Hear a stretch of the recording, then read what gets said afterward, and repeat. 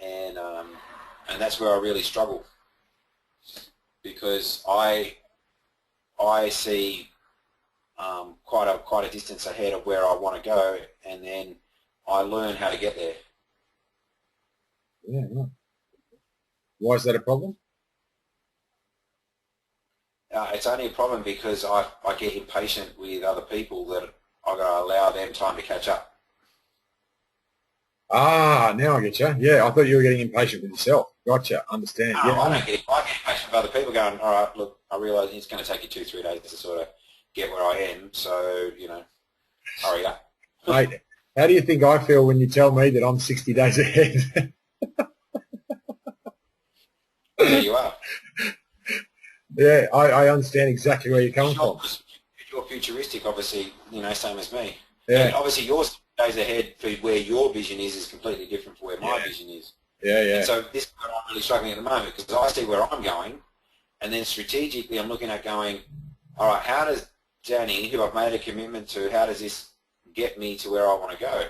And it doesn't really. It's a side path. It's an interest. Okay. And so that's probably why it's not a high priority for me. Yeah. But I'm also very much tied into keeping my commitment and seeing where it goes. Can this become? Is there something I'm missing there that I just don't know?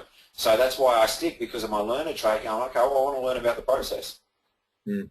I want to learn where you're going. I want to learn where you take it. I'm open to the idea to play into, my long-term dream, and this could be a roadblock or it could be a path that I'm just not aware of. So that's why I hang around and stay and I learn. Yeah, cool. Of course, this vulnerability for me is I tend to take on too much learning stuff. Yeah.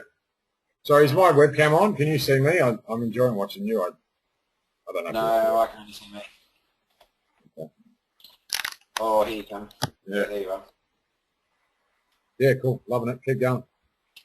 And then obviously the intellection is all about sitting here talking about it, like chatting to you the other night and all that sort of stuff. And, and sharing insights and sharing wisdom and that sort of stuff. So yeah, there are mine. I'm now working on, and I assume you're doing the same, is I've got to now do the ability, liability, vulnerability. No, I didn't know about that. Jeez, I haven't seen this. Linda didn't go over this with you? No. Maybe you just talked about it. I'm a writer. I'm a visual. I'm a person that likes to record stuff, so I added in these columns, and so we spoke about each strength has an ability, a liability, and a vulnerability. Yeah, right. So this is the strategic activator in you. Yeah, that's right. I've got to have the right steps. Yeah, yeah. So now I've got to do all of this as well. I love it. Can you do yourself a favour? Can you give this to Linda and show her what you've done? Because this is what I've been saying to her. Oh, okay, cool. But this is what I mean. She doesn't. Yeah, so we were talking about it, and I said, oh, hang on a minute. If we've got to do this, if we're going to go through them all, I said, I'm going to add them in, so I've got them there and I can record them. She said, okay, great. So I just added in the screen, and then her and I worked on these. Okay, very similar to like what Nick did. Nick said, okay, just word it, and then we typed it, and then we looked at it, and then we fine-tuned it. And she said, right, now go and do it. So, okay. Yeah, right. So, no, Linda, it was her idea. Oh, okay, cool. Yeah, because I'm trying to get it. Actually spoke about the abilities, the vulnerabilities, and the liabilities in the coaching session. Yeah, right. Because what I'm trying to do is suggest to her that she needs a $20 to $25 product, and she keeps saying that this thing's $10 to do the online thing. And what I'm trying to suggest to her is that that's Gallup's fee. It's not people aren't doing a Gallup's test; they're doing Linda's test. They do the test through the website, but then she provides the response for 5 or 10 minutes over the phone. Because these 10 people are keen to talk to her. They want to do this $25 product. I've already sold it, but she's not prepared to accept the money yet because she only wants the $10 for the website. So I haven't introduced them yet. I think I introduced one in the WIG group, and that's not even someone from these groups. But if you can come up, and I've come up with one already, if you want it, you can use it. I've come up with a $20 product for you. If you want to stick with Ask Better Questions, again, this is your choice. If you don't want to use it, I'll use it myself because it's going in my autoresponder because I think people need to learn how to ask better questions. It is the easiest, freest tool you can ever come up with, Dean, and it's called Google. And that's how you can learn how to ask better questions. And the test, for want of a better words, is you just bring up the page of Google and say, righto, type something in. What do you find? Press send. That's what you find when you ask for that word. So ask a better question. What are you looking for? And you can just do that 2 or 3 times. You can suggest the words that you want them to look for, Dean. So start with a disempowering word. And you say, like, what does Sharon do? I can't remember the word she uses. It was disempowering, probably. The empowering one, she says, is abundance, but the disempowering one was hate or something like that. So type in the word hate and press send. What do you bring up? You're asking to look for hate. If you look for hate, you're going to find hate. So if you want abundance, type in the word abundance. If you're looking for abundance, what do you find? Abundance. So learn how to ask better questions, blah, blah, blah, blah, blah. So I've just got a video, and this is how I'm going to introduce you if your chapter's on how to ask better questions. So if you can tweak that in some way, and the way I would do it, mate, is, and this is how brilliant this fucking process is, you know those Survey Monkey things? You ask them the questions, right, on your autoresponder, whichever one you use, MailChimp or whatever. So you ask your database all these questions because it's learning about how to ask better questions. Then they give you the answers. They give you one answer. But you get your database, there might be 500 on your database. You've now got 500 answers. So the following day, when they've done their survey, you send back, great answer. You did ask a reasonable question, but did you think about this answer, this answer, this answer, this answer, and this answer? So your database provides your product for you to send to them the next day. So you don't have to do any work. All you've got to do is design the survey. But then your questions become, who do you want to ask better questions of? Or something around, if you want it to be about wealth creation, are you asking better questions about your retirement or your superannuation or something like that? And that's how you put them into your survey. So your, the subtext or the NLP is getting them thinking about wealth creation before they even know you're a wealth creation coach. You understand what I mean? And then when you suggest that you're a wealth creation coach or whatever it is, they're thinking, hang on, I need a wealth creation coach. Why am I thinking about that now? It's because 2 days ago, they did a questions test that revolved around wealth creation. Is that making sense? Yeah, sort of. May not now. Maybe down the track. I know I've got to show you, mate. That's cool. I'll set one up and I'll show you. But let's get back to where you were. So what do you want to talk about? Keep going. All right, so that's the strengths done. Yep. So how do I send the screen back to you? Oh, okay.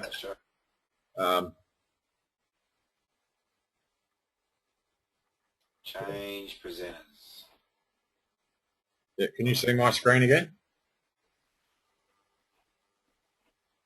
Not yet. Waiting to view Denny's screen. Yes, no? Okay, yep, now I got it. Okay, cool.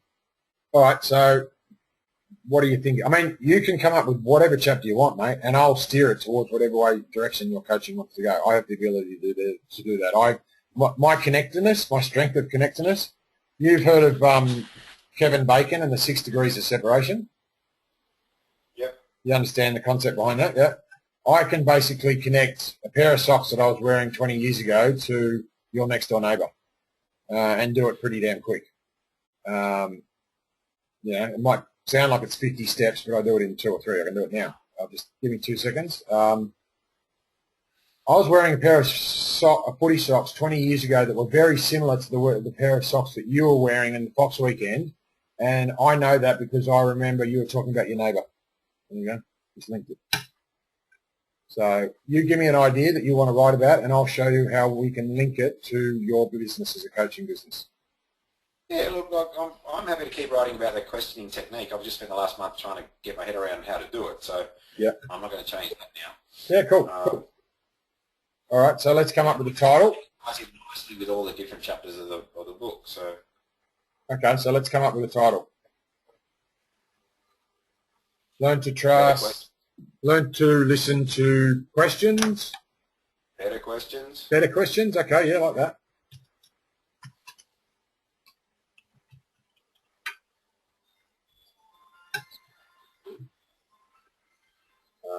Is that your phone? No, it's my wife's phone. My phone. Can you shut the door just in case it does ring again? Just obviously this is an interview. You want to use this on your website. You want to try and reduce the whatever sound there is and crap like that. Now, what's your picture going? Oh, there it is.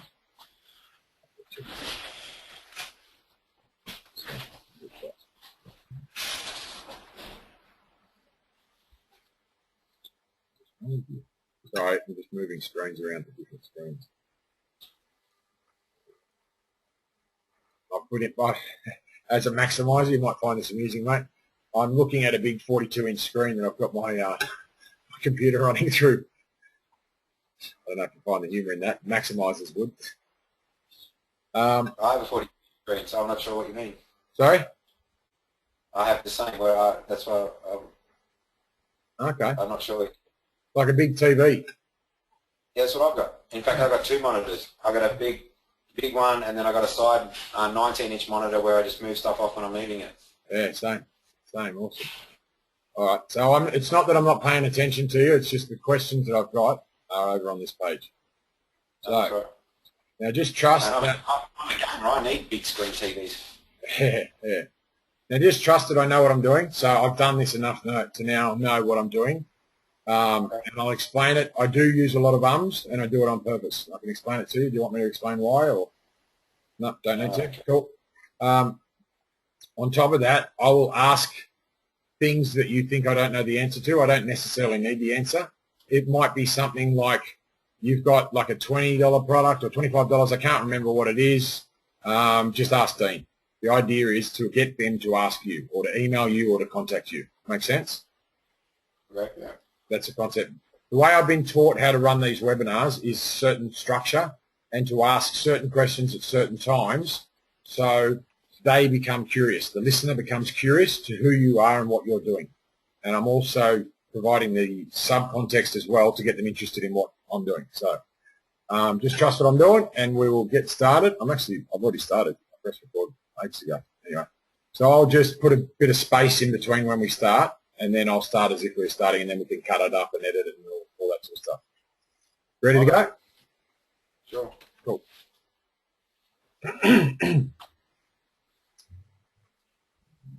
Hi, listener. It's Danny Crouch here, your listening coach from chooseyourchapter.com.au. We're here today, and I haven't even brought up the screen yet. We're here today to learn how to ask better questions or learn to listen to better questions. So I'm not reading it properly because I'm not looking at it properly. So once I look at it properly, it'll be fine. How do we do it? Slideshow. There we go. That's cool. We make mistakes all the time, don't we, Dean? We're happy making mistakes. So I'm going to introduce you now to Dean McCormick. He's an expert when it comes to asking better questions, but he tends to ask better questions about relationships and whether it's your wife or your husband or your kids or your boss or whoever it is, even if it's yourself.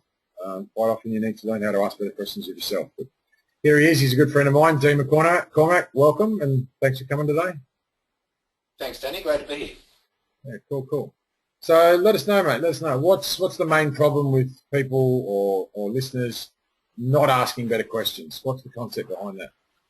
Yeah, sure. Look, I get a sense, with the clients that I deal with, that the quality of a person's life is directly related to the quality of the questions that they ask of themselves.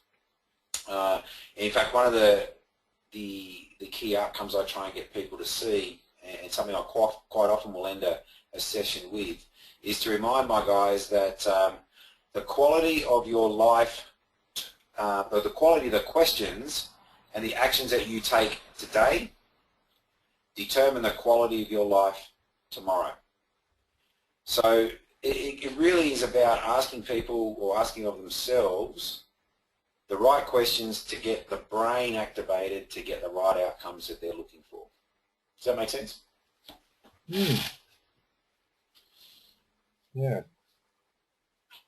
Yeah, sorry, mate. When I get deep into the listening zone, I just sort of zone right into what you're saying. I love listening. I love what you're doing, and the listeners love what you're doing too.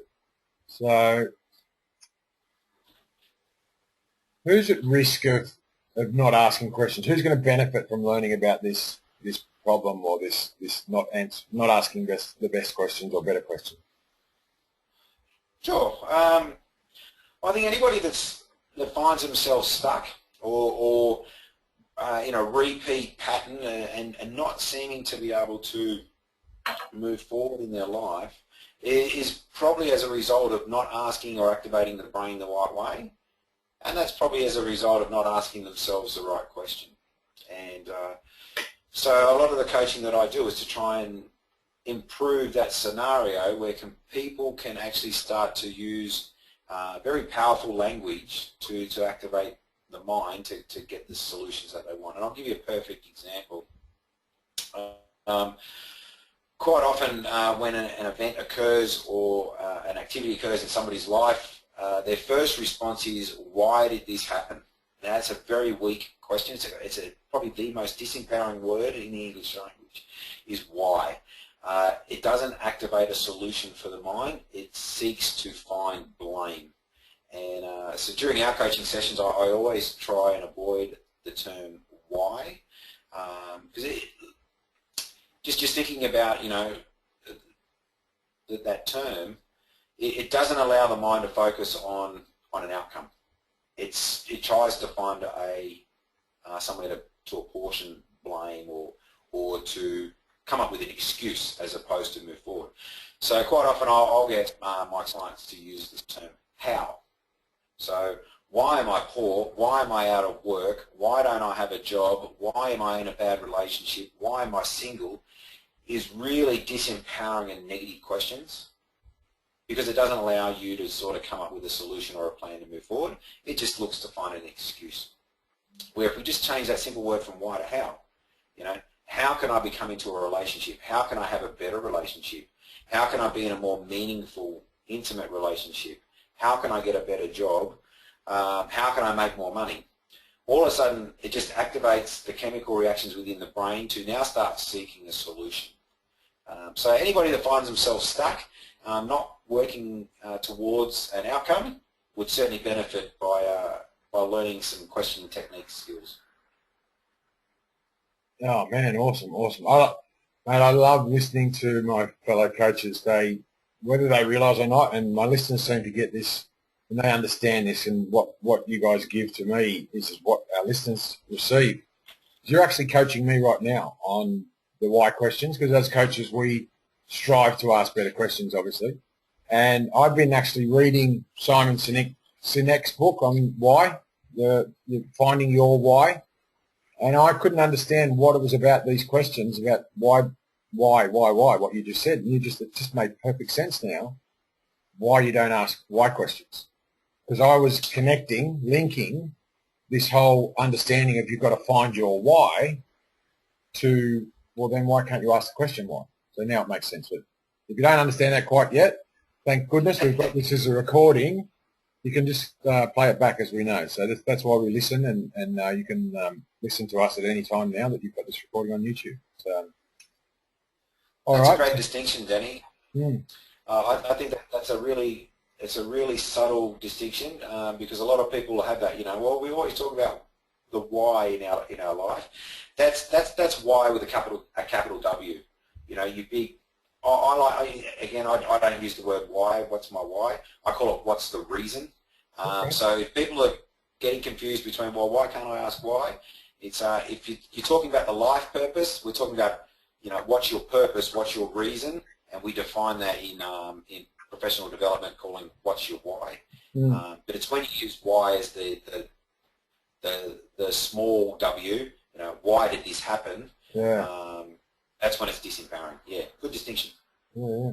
So do you know your why? Do you want to share your why? Or My why, keep that private? absolutely. My reason, or the purpose for working with clients and getting to turn around their language abilities. I believe every client or every person has the inherent ability to achieve whatever outcome it is that they want to achieve. But through life, they have learned to disbelieve their own ability. And so we've become so accustomed to not believing in achieving that it becomes the norm. And so we find ways as human beings to be able to justify that. So when you get told over and over and over again by the people around you, the people that care about you and people that love you, that you may not be good enough, or you may not be able to achieve this, or you're not worthy of having this, or who do you think you are, why do you think you're different, we tend to take that on, and we start to believe that. And my whole purpose is to open up the mind for people and get them to see that they have an extraordinary talent to offer the world, and if they believe in themselves and other people around them can believe in them, then they can achieve anything. Cool. Yeah, that's amazing. Yeah, because I literally this week only just understood what you meant by the difference between why and why, and I came up with my why. Are you interested? I don't even know if I've shared this with my listeners. Yeah, it probably resonates with you as well, Dean, in a similar sort of circle, but obviously mine's from a listening perspective. It's that I want to serve people so they feel significant and they give value to others through listening to them and listening to themselves. Make sense? Love it. Yeah, fantastic. Yeah. Took about 3 or 4 coaches to help me with that.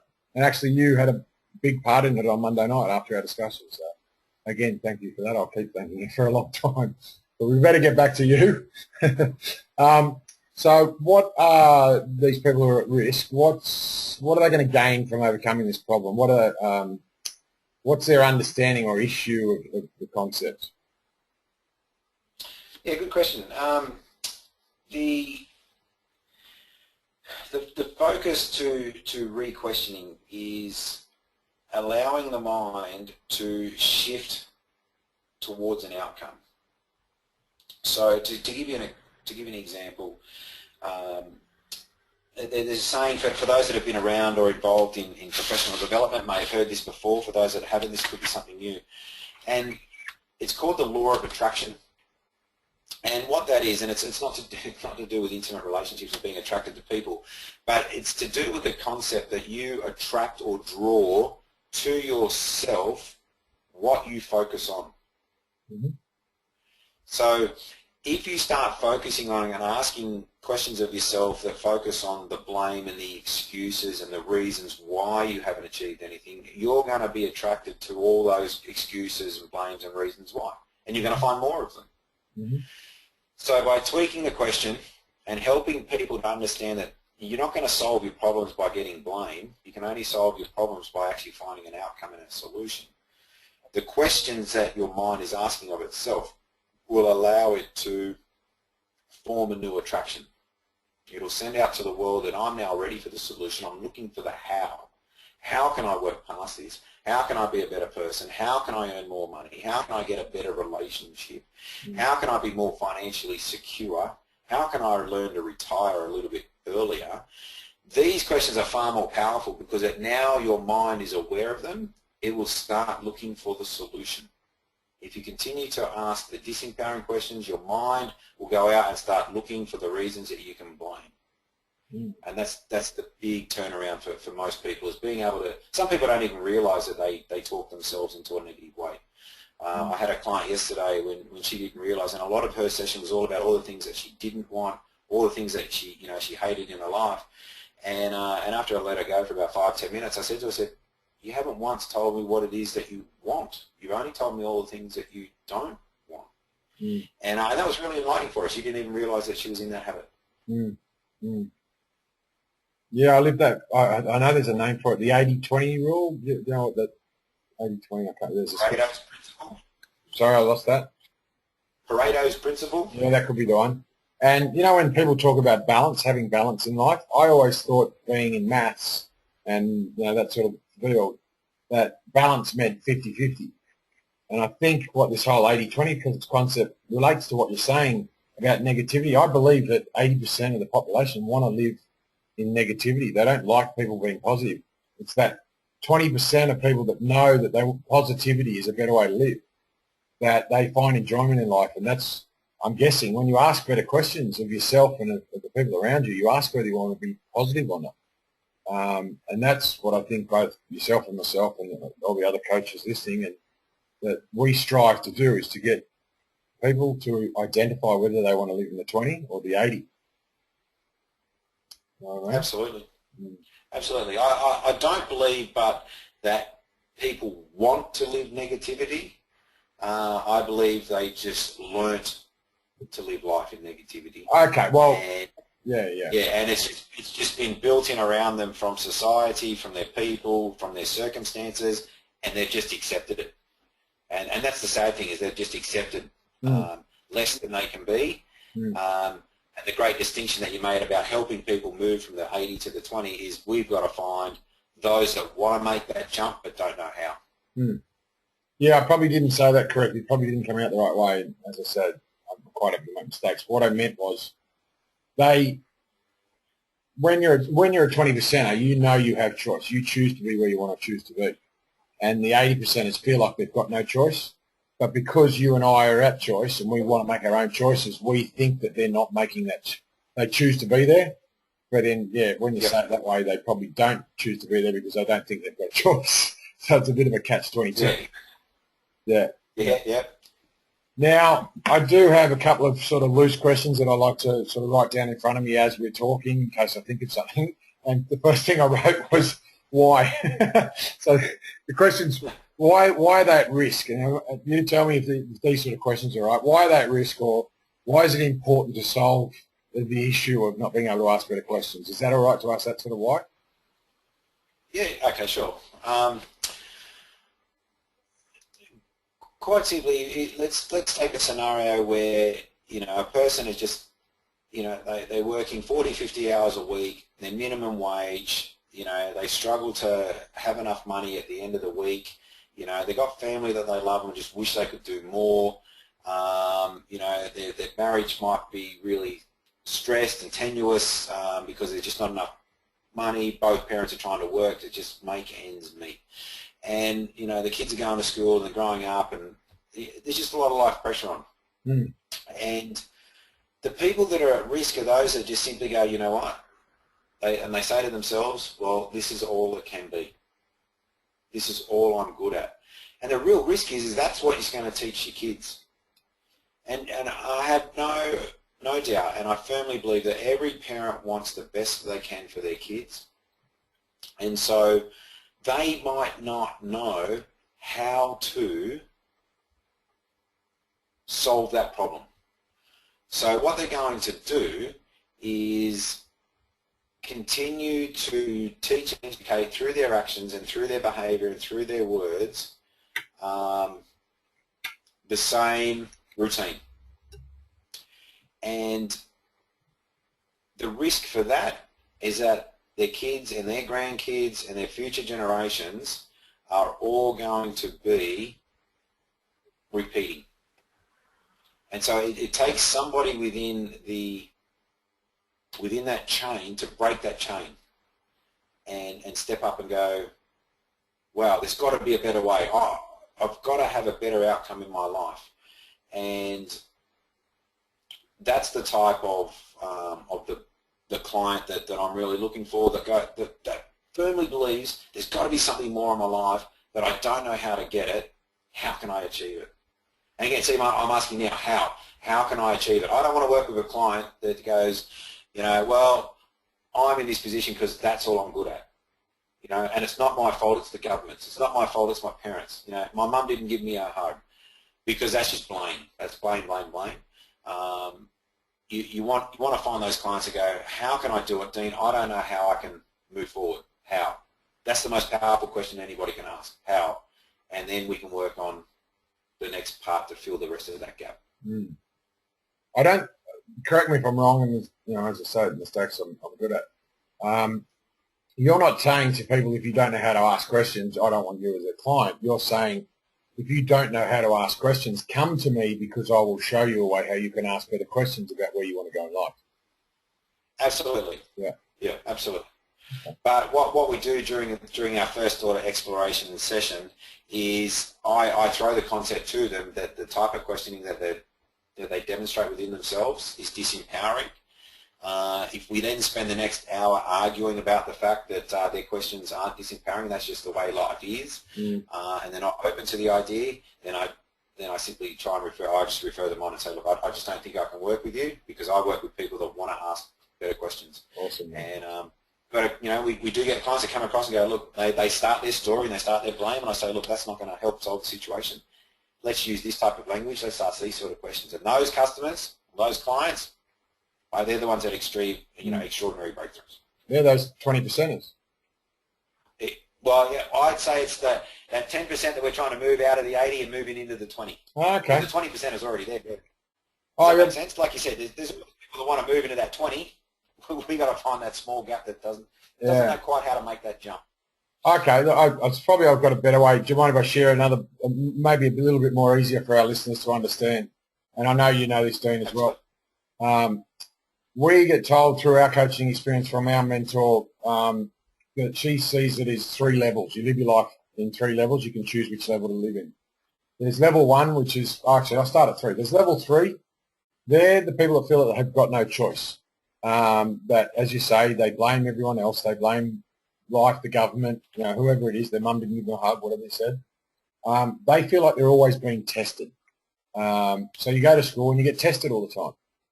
We look for the people who are at level 2. That's sort of the coaching zone. And for me, that's people I can help, and that Dean helps, and Linda and Colin and all the guys in our group. We want to coach you if you're on level 2 and looking to go into level 1. And level 1, even as coaches, we don't live there all the time. Even the best coaches in the world, Tony Robbins, will admit he doesn't live at level 1 all the time. You're always going to have your highs and lows, and you may drop back into level 2. But if you only focus on being in level 1 and level 2, your life is going to be a lot happier. But where I take level 1 to, I class it as befriending, is what I call it. And there you go, the bell rings as it goes off. Everyone loves a befriending. For me, level 1 is around friendship, because my highest value is friendship. So if you want to be coached by me and live at level 2, you can stay at level 2, and this is what Dean's saying. He wants you, if you are at level 2, to want to go to level 1, then come and see Dean, or come and see Danny, or Linda, or Colin, or whoever it is. But yeah, that's my understanding of it. So if you want to be at level 2 and level 1, you still can be at level 3 when you knock on our door, but expect from a coach that we come to the party 100% of the time giving 100%, and the only expectation we have in life is that you give 100% in return. If you're not prepared to do that, you might as well leave it at the door, because you want to stay at level 3, and we don't really want to work with people at level 3. Is that a fair assumption, Dan? Absolutely. Well said. Yeah. Sorry, I don't want to railroad this. I know this isn't about listening to me. We want to listen to you, Dean, because we're running a bit short on time. So let's get over to, where were we? We sort of touched on why it was important to solve the problem. Why, another why question, why will asking better questions transform someone's life? Can you elaborate a little bit more on that, please? If you want to ask a better question, I can. How about we turn the why into a how? Okay, yeah, awesome. Ask how, and then ask the question again. Brilliant. How will this concept transform a person's life? Yeah, good question. It will make them more empowered to find a solution, quite simply. So the mind is an incredible computer, and being able to input it with the right questions. It's like going to Google. I had a friend of mine use a Google example just recently, which I thought was really cool. If you go into Google and you just simply type one word, wealth creation, you're going to just get inundated with just way too much information. Yeah, hang on, mate. You're going way too fast for me. Just slow down a second if you don't mind. We're just trying to show people as they listen. So we've got Google. What do you want to do? I didn't even realise we're going to do a live example. This is cool. We might as well show them. We're not all auditory learners, are we? We know that as coaches. There's visual learners as well. Just type in. Oh, okay. If we're going to do a live, let's type in. Let's go back. All right. And let's type in network marketing. I haven't done this. Be interesting to see what happens. So enter, or do you want to fine tune it, or just leave it at broad term? No, just enter that. Okay. So this is what you're saying is a basic question, I suppose. This is a why network marketing is best, multi-level marketing, Wikipedia. And just scroll down. How many? Oh, there we go. We've got, what, 166 million results. Okay. Right, yeah. So, yep. Can I just mention, mate, what's really fascinating me, you obviously see this, the first word. Yeah, why? That's right. You know, where the question should be, how is network marketing the best way to earn money? Oh, okay. Yeah. It's a subtle difference, but it's got to do with the neuro pathways in our mind. And like I said, most people don't even realize they do it. Because if you ask most people, the difference between asking why network marketing is the best way to earn money as opposed to how is network marketing the best way to earn money, most people go, well, it's just the same question. Right. Not to the mind, it's not. Okay, so I'm interested now. How can we ask a better question right here, right now? So, okay, so the question might actually type, rather than just put network marketing, type in how to be successful at network marketing.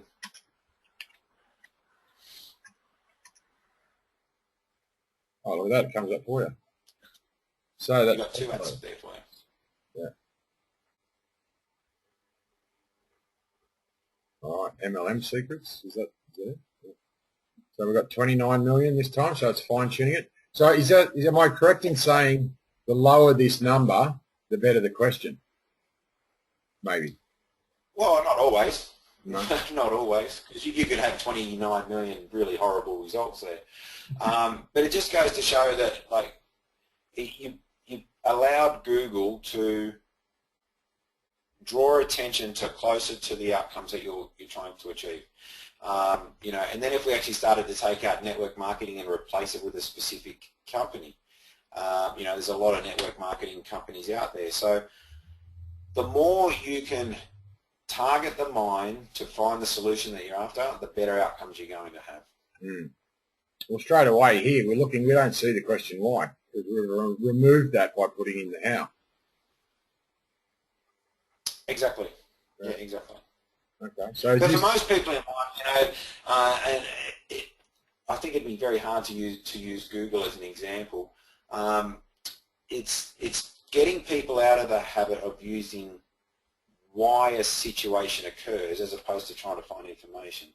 Most people, you know, why did I lose my job? Why did this happen? Why did my partner leave me? You know, why did that other person get the job and not me? That's where it's most disempowering, and you wouldn't obviously type that sort of thing into Google. The example there is, if the response elicits a blame or an excuse or a justification, it's the wrong question. So you want to be asking a question that allows the mind to look for a solution, not to look for a justification, a blame, or an excuse. So let's relationships are a big one. You know, why did my partner leave me? And I'll share with you, Danny, something that really, really changed my life, and I touch on this, you know, in the book. When my first marriage broke down, most people, when they have a marriage breakdown, they'll ask, you know, well, why did my marriage fail? Why did she or he leave? You know, what did I do wrong? There's another disempowering question. So they immediately focus on all the negative outcomes. They look for blame. They look for reasons and justifications because they don't want to take responsibility for themselves. My immediate question was, how can I make my next relationship better? What did I do wrong? How can I improve my relationship in the future? So that simple question, the difference between why did my marriage fail to how can I make my marriage better in the future or my next relationship better in the future, it just gets the brain thinking a different way. And that's all questioning technique is all about, is getting the brain to think in a positive way for you rather than a negative way. I hope that really helps clarify.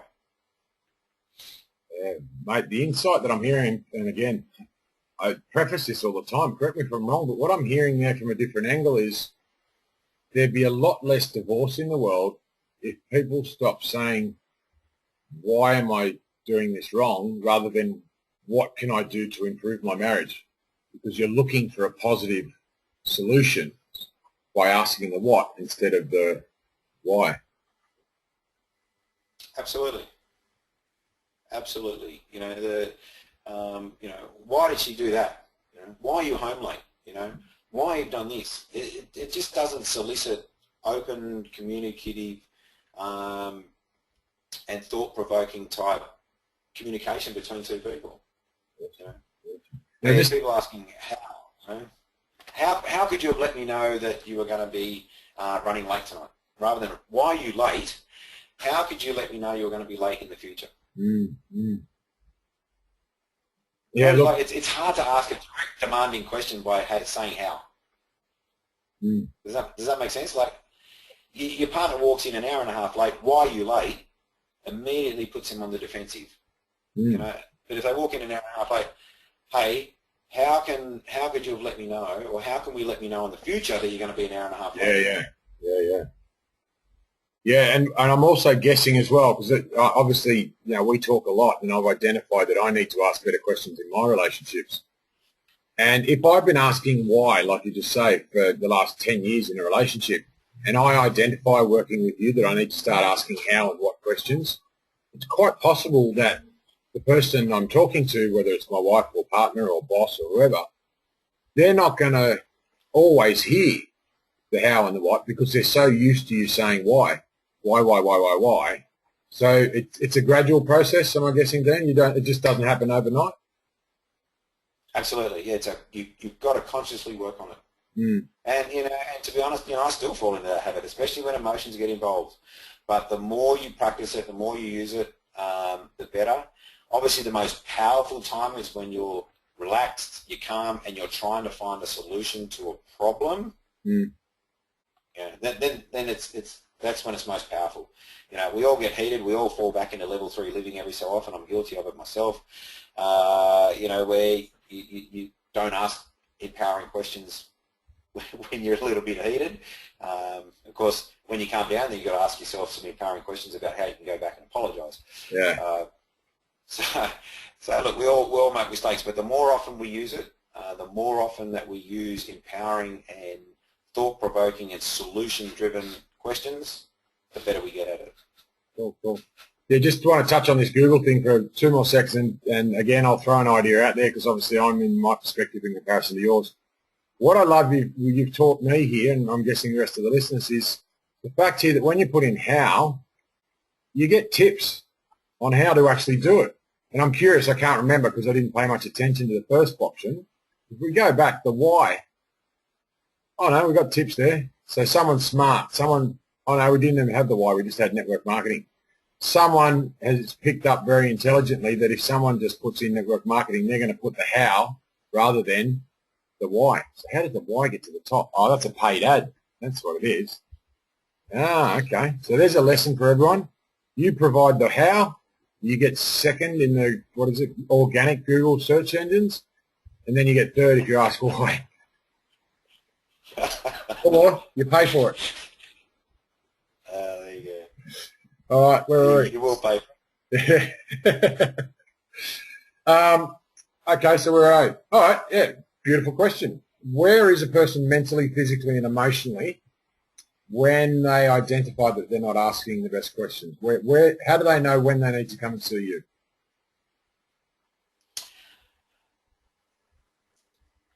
I think anybody that's struggling to work through a solution or just finds themselves repeating the same action but can't achieve an outcome that they can see it, but they just can't seem to be able to get there. That they've tried different things and just nothing seems to be working at the moment. What that would generally indicate is people are running a pattern, and generally they're because they're asking the wrong type of question from themselves mentally. Their inner voice will be just guiding them down a pattern. And the people that I love to work with are those that recognise that the solutions that they're trying to get are achievable, but they just can't quite get there, and they don't know why. Why? Because they keep asking why.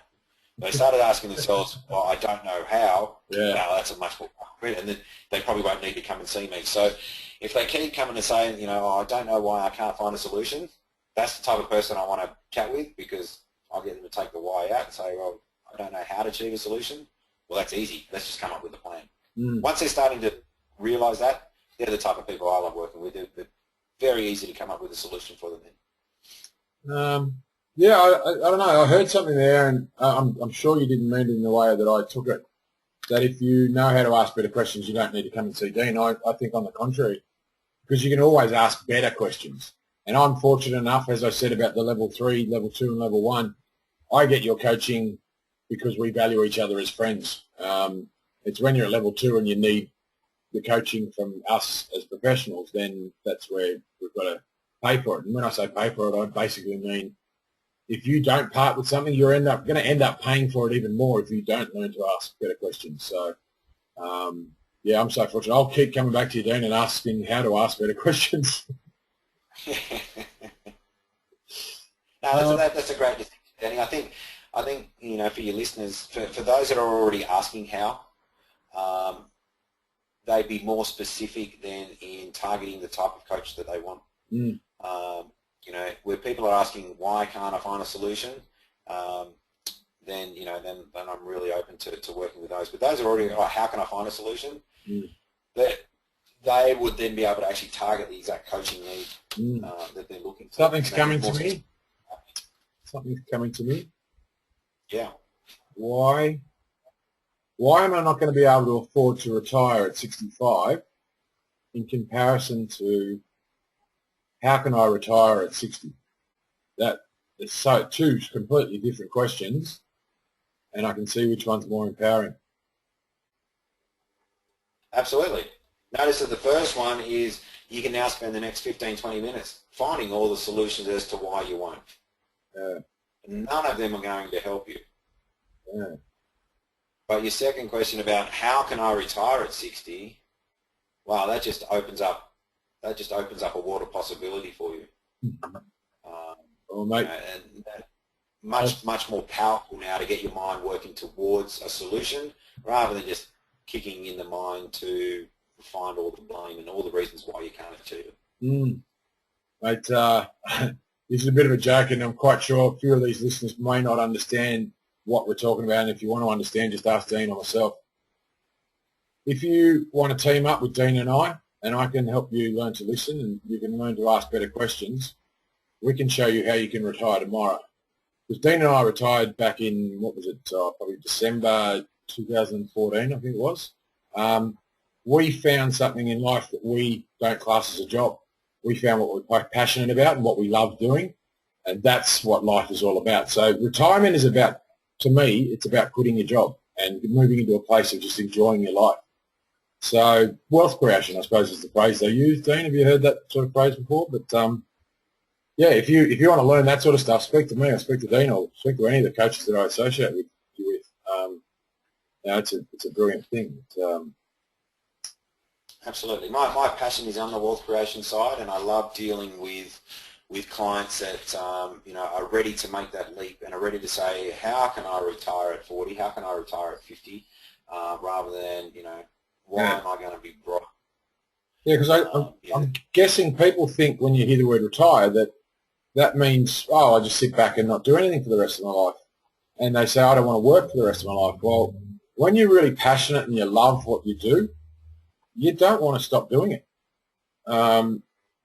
So, yeah, retirement is just another word for getting rid of your JOB. And absolutely. If you're still stuck in a JOB, then you need to speak to a coach. Yeah, absolutely. Yeah, retirement is just living the life you want and helping as many people as you want and not being tied to a JOB. Yeah. And you're still contributing, you still, you know, we still work hard. But like you said, it's something that we enjoy, we love. You know, I do this every day for the rest of my life because it's not a job. You know, it's a passion, Yeah. and everybody has a gift to give. They just need to work out how to be able to achieve it. Yeah, absolutely, absolutely. So, yeah, I'm just looking down here at some of these questions that I've got to scratch off my list now. I won't ever ask them again. Why hasn't it worked? I think we've covered that. And why has it worked? How can it work better? Sorry? How can it work better would be a replacement. Yeah.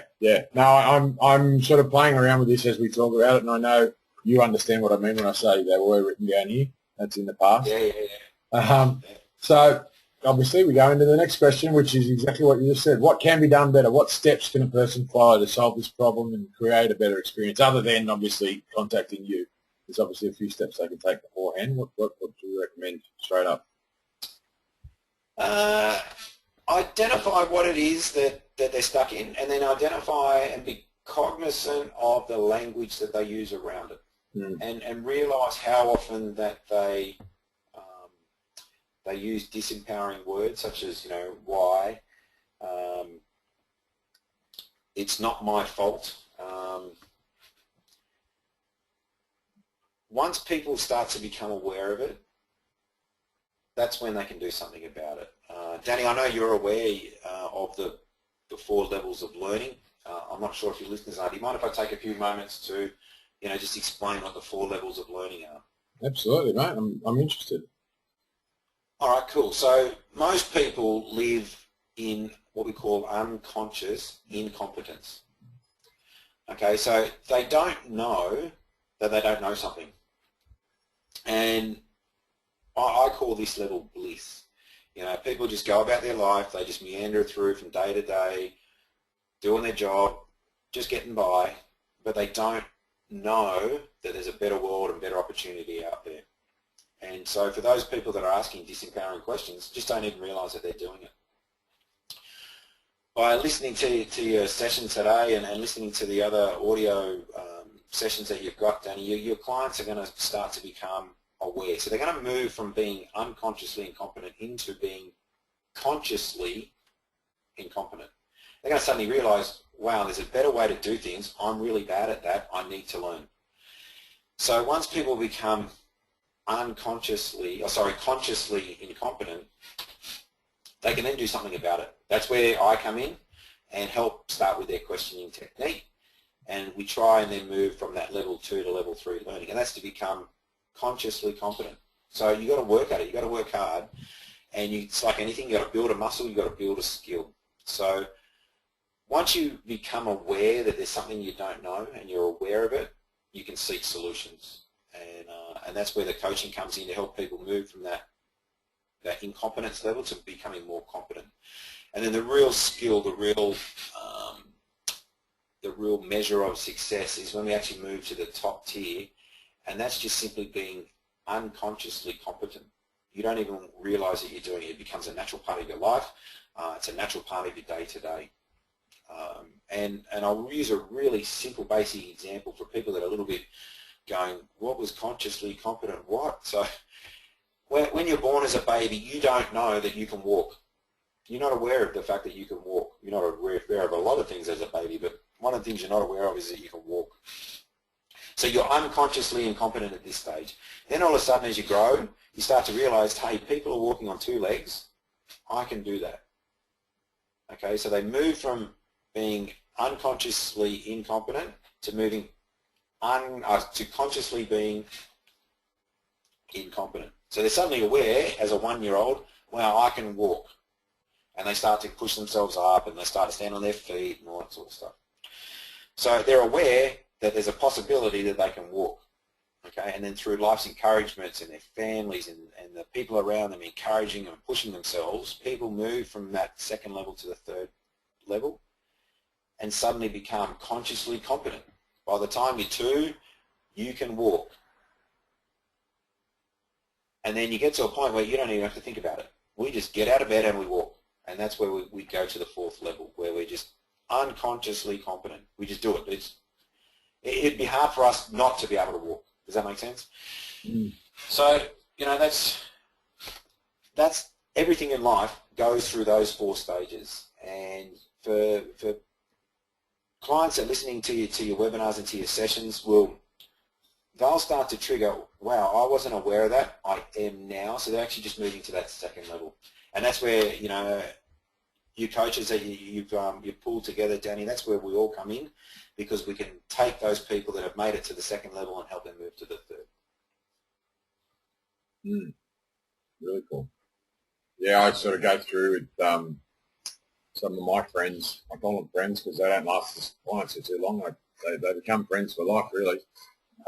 Through the don't know what you don't know model, which is very similar to what you're talking about there, and you know what I mean. So the others will learn about that. You're a step ahead of them here, so they'll get that in the video coming up. So if you're interested and curious, obviously stay tuned for that one, and I'll explain it in a different way to Dean. If you want to find out Dean's way, just contact him, and he'll contact you shortly. So we'll get to that in a minute, because I'm sure he's got some stuff to share with us too. But we'll find out about that in a minute.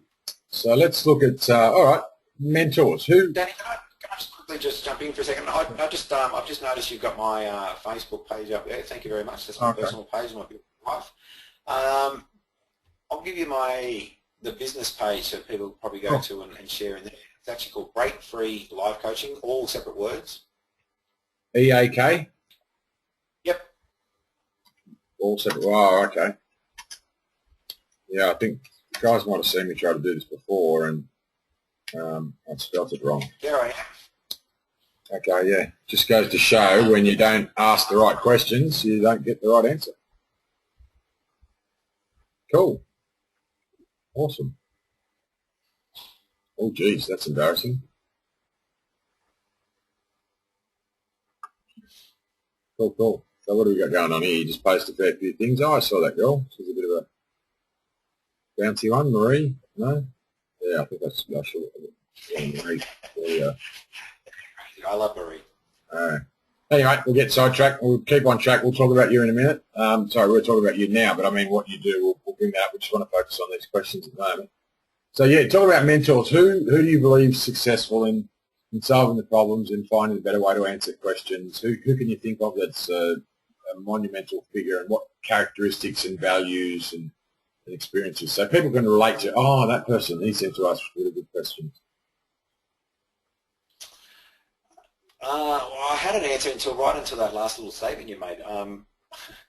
A big mentor for me is from a guy who unfortunately is no longer with us. His name's Zig Ziglar. And Zig used to have a mantra, which I absolutely love. I've got it on my wall at home, that says, you are where you are in life for the quality of the questions and actions you've taken so far. Therefore, you can change where you are and who you are by changing the quality of questions that you ask yourself in your life. And that is such a big learning outcome for me, that, you know, your life is not predestined, it's not preordained, and wherever you are at the moment, you can change wherever you want to be in the future. Oh yeah, I can see what you're saying. Yeah, so another one that springs to mind would be Andrew Denton. You know, he's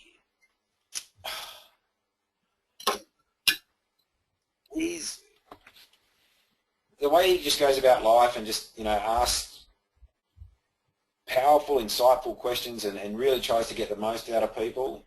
He's probably a more an easier person for people to relate to. Most people probably know who Andrew Denton is well before they know who Zig Ziglar is. But, you know, for your listeners in nursing, you know, Google Zig, Google Andrew. They're both two very inspiring characters from two completely different walks of life. The third and final person that, you know, certainly every female will know would be Oprah Winfrey. You know, I think most people don't know that, you know, Oprah was actually brought up, you know, in an orphanage. She was abused as a child. She had a lot of things go against her. And yet, you know, she She didn't ask disempowering questions about, you know, who to blame and life is cruel and, you know, this is all I'm going to be and that sort of stuff. You know, Oprah asked herself that empowering question of how can I make life better? How can I make sure that no one else goes through what I went through? And, you know, and Oprah Winfrey's story is incredibly emotionally, incredibly uplifting and empowering for anybody that thinks that their life is predestined to be in poverty or less than what all they can be. You know, read the Oprah Winfrey story. She broke every belief to achieve an extraordinary result. Mm. Yeah, probably the three people. Yeah, great example. So obviously you can ask better questions to them by Googling them. You want to just recap on who the three were? So who were they again? So Zig Ziglar, who's my personal mentor. Yeah.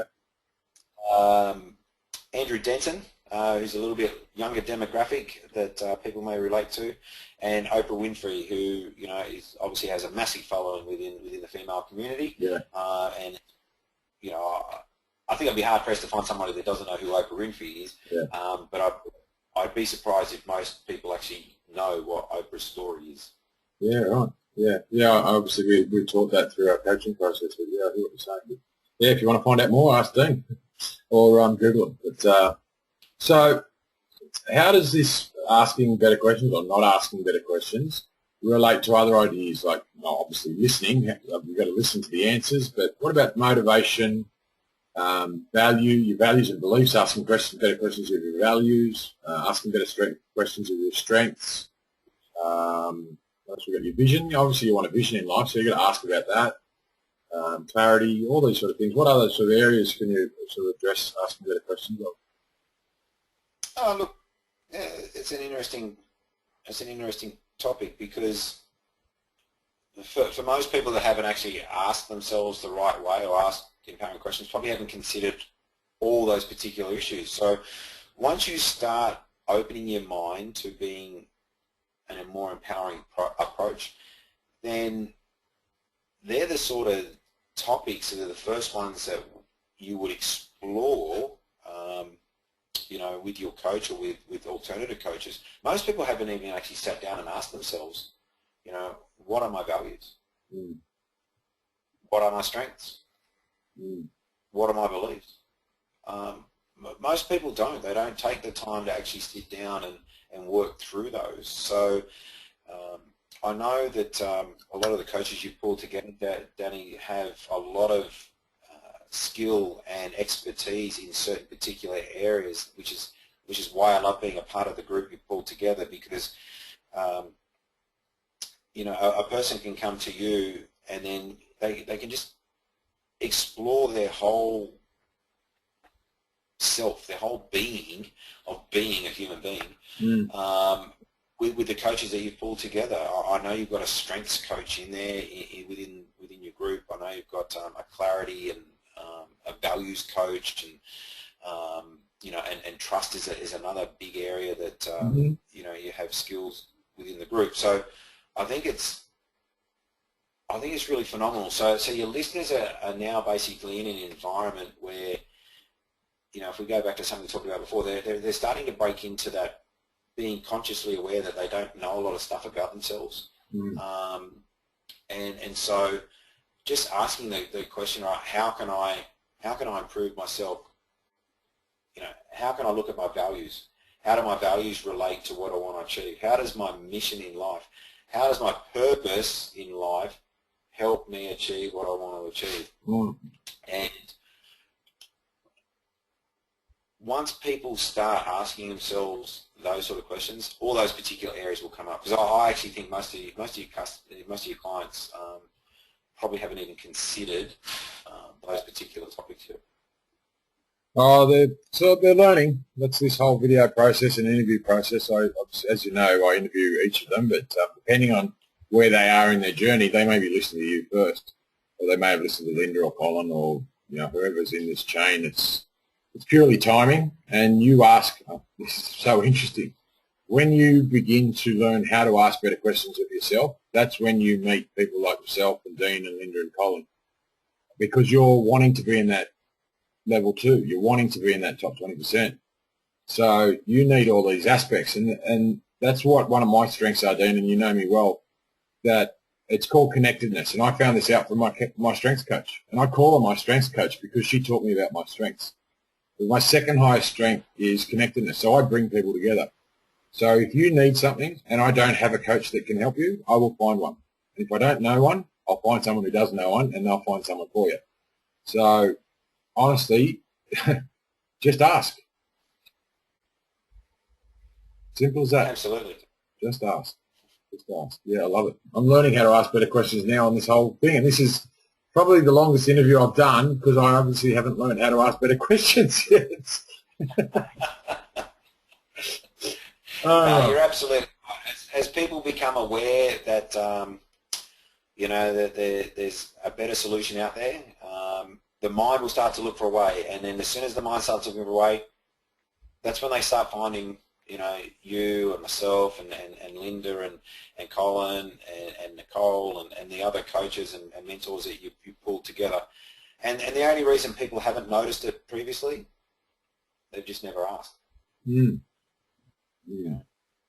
I mean, you know me, I do ask questions of other people, and sometimes they just don't want to answer, I think, or they don't understand the question. That's another thing to look at too. That's probably another area you delve into, is not only asking better questions, but understanding when someone's asking you a question and understanding what they actually mean by that question. Yeah, yeah, absolutely. Mm. Funny thing is that, you know, I was talking about those values and beliefs and clarity and whatnot, and the other concepts. Of course, the one I forgot. There's always one that I forget and I leave off, and I don't mean to, but you'll understand what it is when I tell you what it is. Embracing uncertainty. And how much does asking better questions embrace uncertainty?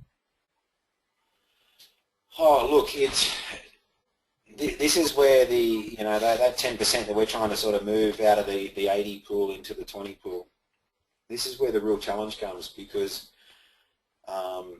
embracing uncertainty opens up our fears, and the challenge for most people is they're guided by their fear, or they're held back by their fear, I should say. So that the real challenge for most people is to be able to embrace uncertainty requires a level of trust and a willingness to embrace and accept fear. And really that's where the strength of coaching comes in, because you now have a partner in crime, for want of a term, to be able to leverage off their, you know, skill, knowledge and expertise to share the load. You know, you've got somebody in your corner championing your cause, helping you, assisting you, holding your hand through the challenge that you face. So you've asked an empowering question, you know, how am I going to achieve X? How am I going to be at Y down the track? You know, how am I going to get a better Z? When you ask that question, when the solutions start coming, the solutions that will start coming is where the uncertainty will start to come in. Well, you know, if I've got to achieve this, and let's take going for a job, you know, how can I get a better income? And the solutions might come in, well, you need to apply for a bigger job, you might need to move to a different company, you might need to go back and become educated, you might need to quit your job. Whatever the case may be, your mind will start finding different solutions for you. And every one of those solutions might be daunting, and they might require a level of training and coaching to work out whether or not they're the right solution. But every one of those solutions will have some form of fear attached to it. And what most people will tend to do will be to go, well, I can't do that, I can't do that, I can't do that, I can't do that. And that's what happens when most people try and do this alone. So embracing uncertainty to me means being willing to go, you know what, I don't think I can do that, but I'm going to work out how I can.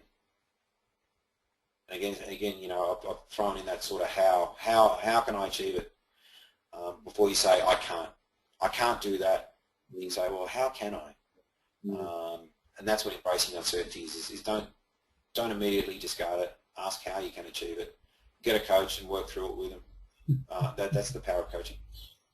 Wow, mate, I think you just wrote half of someone else's chapter.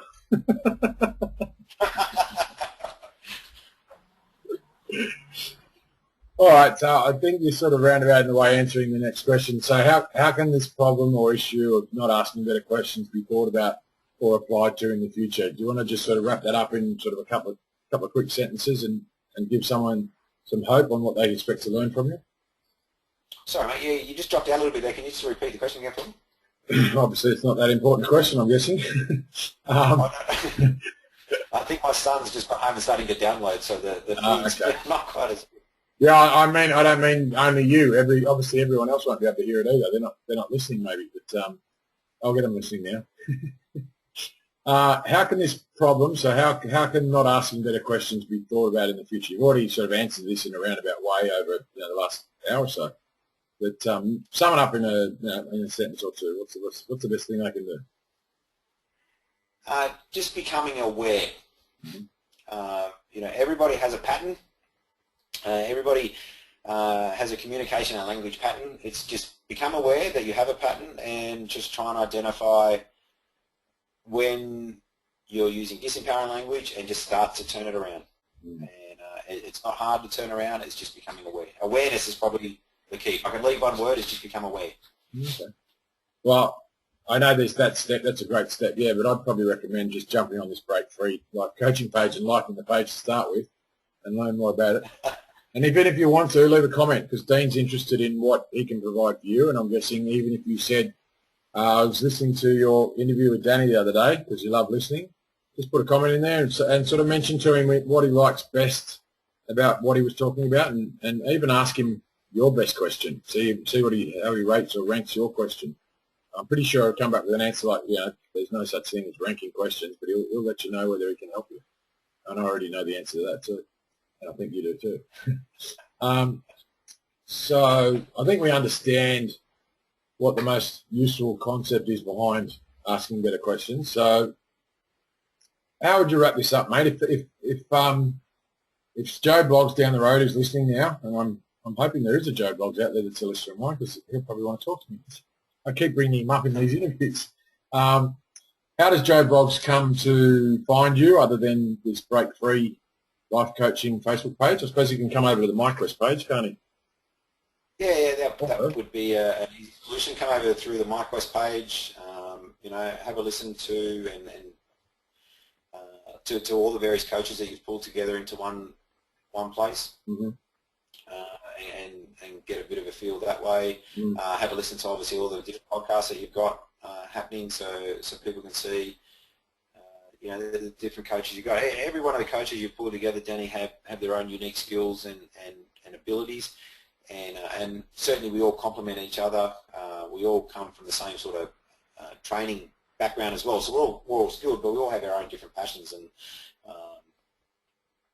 our own inherent abilities in certain areas. So, jump on the MyQuest page is a good way to go. We're all contributing into there as much as we can, and then from there, just trial different people. Most of the coaches that I know, would love to hear from people and have a bit of a chat, see who you connect with the most, and and then take your relationship from there.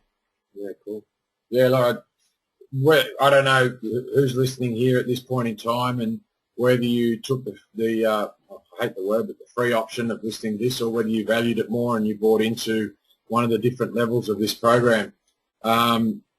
You get whatever value you get out of it. So to be honest with you, and I don't mean to be non-accepting in any way, but generally what I find, Dean, and I think you'll probably agree, is when you pay nothing for something, you generally get nothing.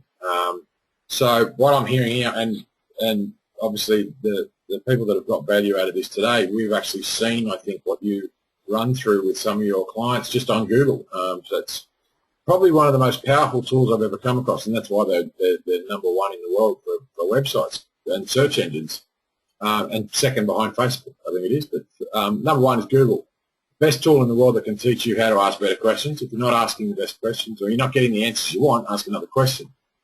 But I've got to ask Dean this question, and I don't necessarily know who's going to answer it right now because obviously he wants you as listeners to ask yourself. He's got free versions like most coaches do because we love giving stuff away. We're givers. We're natural givers. And what we like to turn people, the go-getters in life, that all they want to do is take, and go out there and get. We like to see them transform into givers. And Dean's got different levels of programs. I'm not 100% sure of what they were because I'm pretty sure it's a bit of a secret where he's sort of presenting it to the market soon. He may have already done that by the time you listen to this, but I think he's got like a $20, $25 product, and then he's got bigger products and all that sort of stuff. So if you want to start at the low level, depending on what you value or what you can afford, or whether you feel that you can't afford not to learn how to ask better questions, I strongly recommend jump on Break Free Life Coaching Facebook page or come out of my quest. It's just one simple thing you've got to do. Just ask. And the better you ask, the more information you'll get. It's as simple as that. So I'll ask you now, Dean, is there something you want to share in relation to these new products and packages you're bringing out, or is that a secret you want to keep and they've just got to come to you direct? No, there's no secret. You know, we've just launched our 3 new packages, and already our high-end packages has already filled up, which is really great.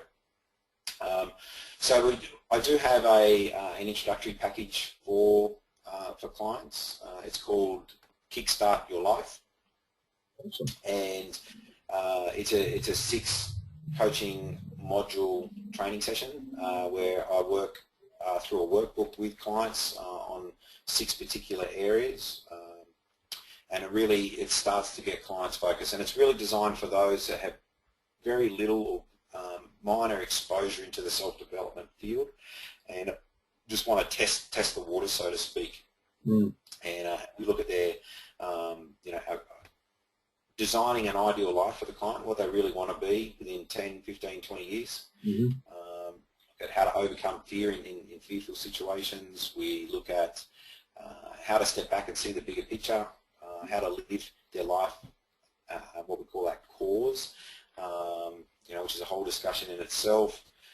And then we tie it all together, and then how it can actually be, a little bit more selfish, but being actually empowered to be selfish. And then what we sort of cover on there is that, time is very important. When you start to wanting to achieve your goals, your dreams, your vision, your purpose, you need to be very careful of your time and your language and the questions that you ask. So we do spend a bit of time on how to be more empowered, but in a more focused on yourself as the primary person.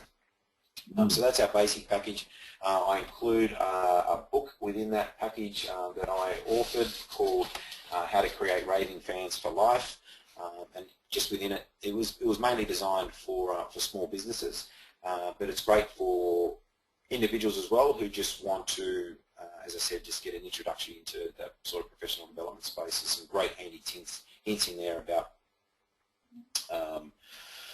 how to interact with people, how to be focused on them rather than yourself, and how to ask more empowering, how to have more empowering conversations. My main package and the one that probably is in demand the most is what I call Jumpstart Your Life. So it incorporates the starter package, which are all tailored towards the 6 modules, but then I've also included 6 personal coaching sessions throughout it to allow clients to focus on more than just the modules, but they might have a business question or a relationship question or a wealth creation question, or they might have a career-changing question, and we'll actually focus on that and their personal need at the end of the 6-week course package. Awesome. And then our Ignite Your Life package is all of that rolled into one, plus a 2-day workshop.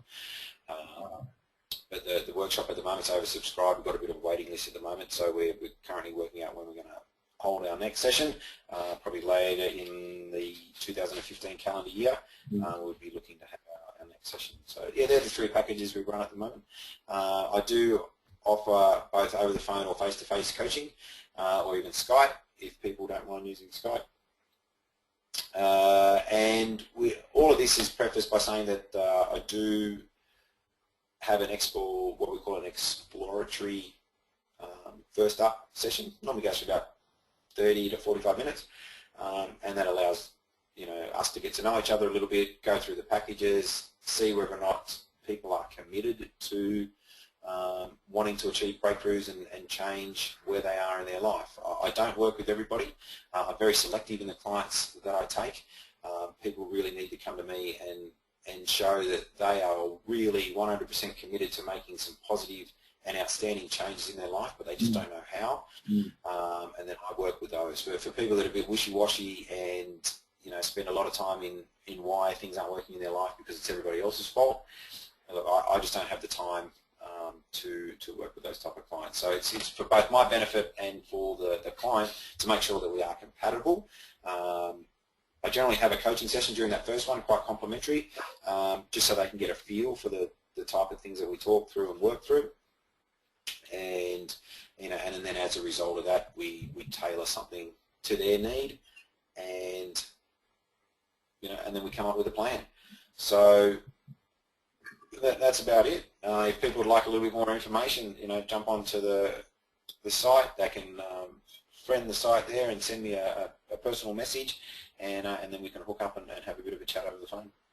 Obviously, there's no point giving prices, Danny, at this stage, because if someone's listening to this from 2 years ago, then the price is certainly different. So then again, the courses may be slightly different as well. So, but people want. I think they're both.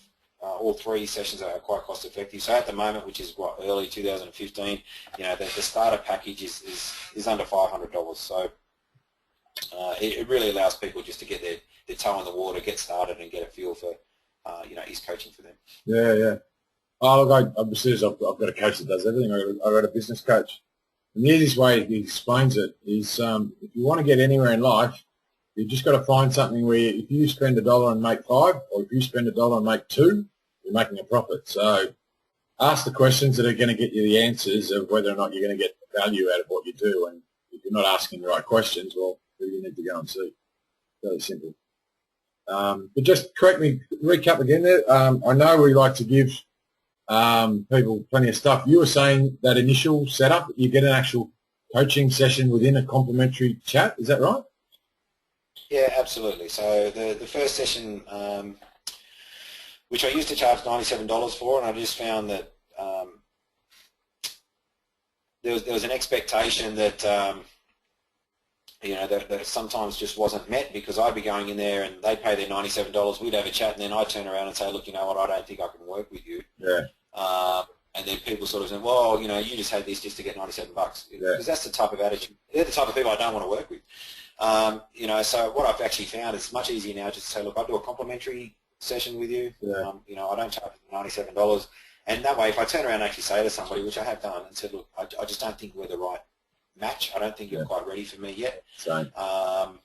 They walk away and go, okay, well, at least it didn't cost me anything, which is pretty much what he said. Well, geez, I'm glad it didn't cost me anything. Yeah. And you can see why I didn't want to work with him. Pity, mate. So, yes, I do provide a $97 complimentary consultation.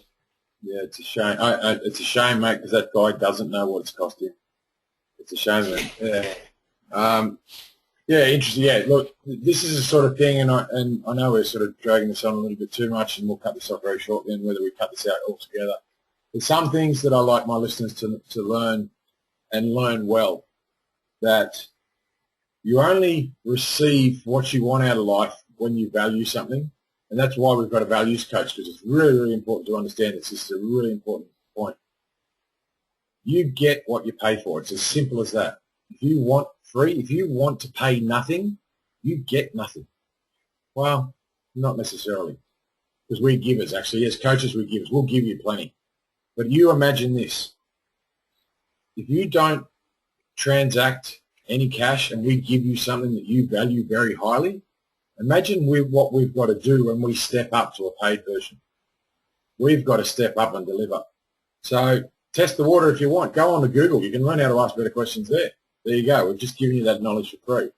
You didn't have to pay anything other than your time. How valuable is your time? How long have you listened to this conversation? Is this video that I've sent to you as a 2-hour presentation, or have you had to wait until it's cut up into 5-minute portions because your time is too valuable?